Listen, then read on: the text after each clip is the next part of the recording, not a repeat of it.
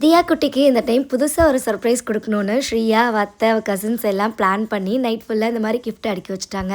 காலைல எழுந்திரிச்சதும் அவ அத பார்த்து செம்ம ஹாப்பி. அதில போட்டிருக்க நேம் எல்லாம் படிச்சுட்டு எல்லாருக்கும் தேங்க் யூ சொல்ல ஆரம்பிச்சுட்டா. அவளுக்கு இந்த டைம் பர்த்டே ரொம்பவே நல்லா தெரிஞ்சிருக்கு. ஸோ எல்லாரையும் ஒரு 1 வீக் முன்னாடிலேருந்தே கூப்பிட்டுக்கிட்டே இருந்தா. வந்துருங்க என் பர்த்டேக்கு அப்படின்னு சொல்லிட்டு. லாஸ்ட் இயர்ல நாங்க ஒரு 2, 3 பர்த்டே பார்ட்டி போயிருந்தோம். அத பார்த்துட்டு எனக்கும் இதே மாரி பண்ணணுமா அப்படின்னு கேட்டுக்கிட்டே இருந்தா. சரி நம்ம எதா ஹால் பார்க்கலான்னு பார்த்தா கேஸ்னால நெறைய ஹோட்டல்ஸ் க்ளோஸ்டு. அதனால எல்லாரும் ஈவினிங் வந்ததுக்கப்புறமா டின்னர் மாதிரி எதாவது பிளான் பண்ணி போய்க்கலான்னு சொல்லிட்டு காலையில் இவளுக்கு பிடிச்ச பொங்கல் அண்ட் சாம்பார் வச்சு கொடுத்துட்டு கொலுசு வாங்க போயிட்டோம். மேடம்க்கு விலையை பற்றிலாம் தெரியவே தெரியாது. விஜி சித்து விலாக்ஸில் பார்த்தாங்களாம். அவங்க பொண்ணுக்கு வந்து gold earring, gold chain and கொலுசுலாம் வாங்கி கொடுத்தாங்களாம். அதனால எனக்கும் அதே மாதிரி வேணும்னு கேட்டிருந்தா.